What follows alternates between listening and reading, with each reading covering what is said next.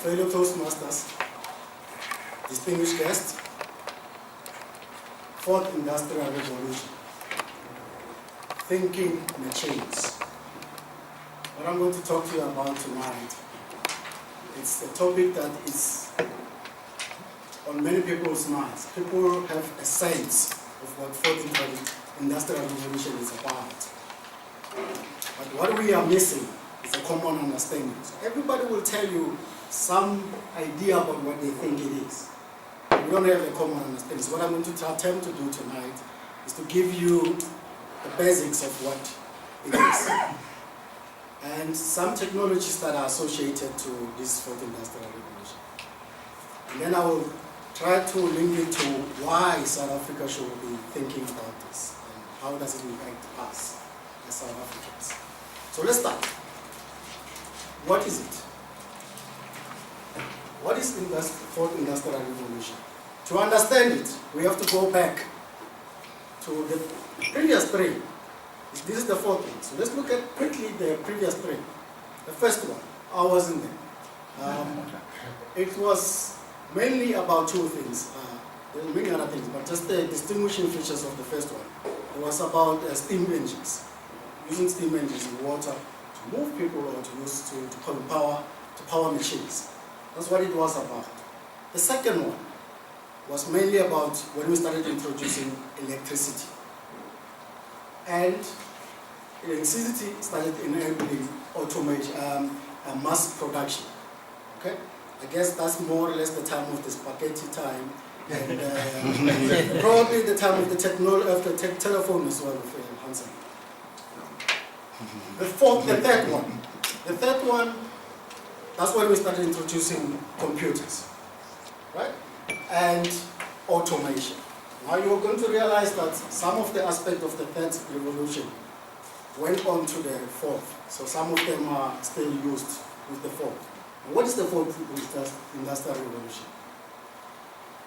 The acronym that is currently being used commonly is 4IR. So that's what I'm going to use mostly. And that's what is used by the World Economic Forum. 4IR is, I spoke to one of my colleagues last week. I asked her, just give me in one sentence, what do you think it is? And what she said to me is, she thinks it's when human beings start to be lazy and let machines think for them.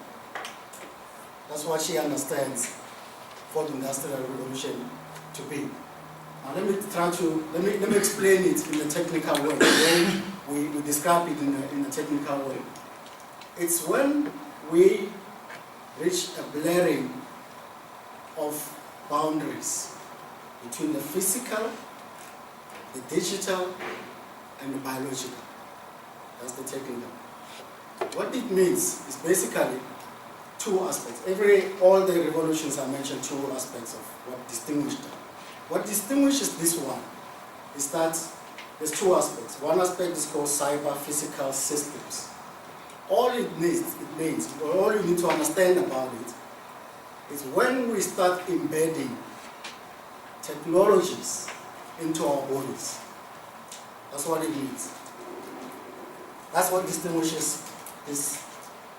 We know we've watched movies, we've seen people put chips into the people.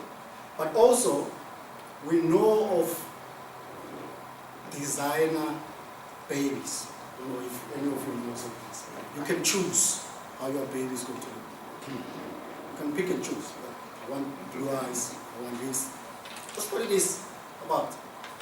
We're also talking about printing bodies. You can print an ear and plant it on somebody. Or whatever body part that is missing on a person. That's what the revolution is about. That's one aspect. The other aspect is artificial intelligence. And this is very close to what my friend said. Human beings are starting to be lazy and they're letting machines think for themselves. But what it actually means, artificial intelligence, is when the machines think like us.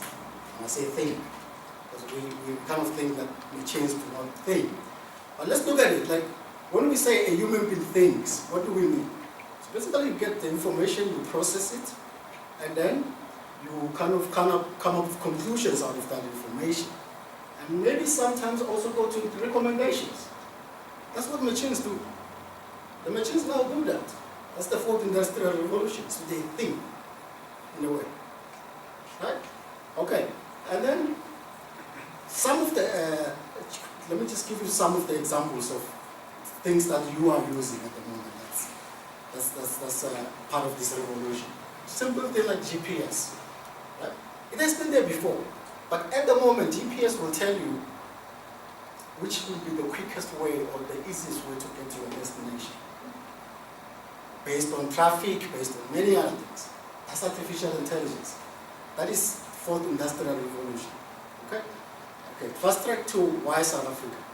We have been talking in South Africa about use our raw materials. We always take our raw materials, we send them outside and import them back as products. This is the time when we can actually use the technologies that are available at the moment to process our own raw materials. We don't have to send them anywhere. We can use them here.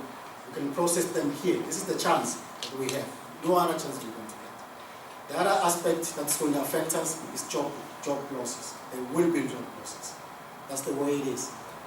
But there will also be job created by the revolution. In conclusion, I want to say, there are countries that are already adopting this. Rwanda is already sending drones to send medications to rural areas. Anxiety is there.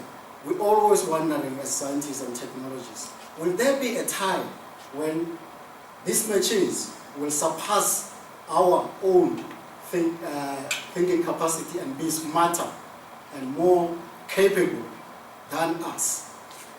The smartest being on earth than the human beings. Mr. Toastmaster.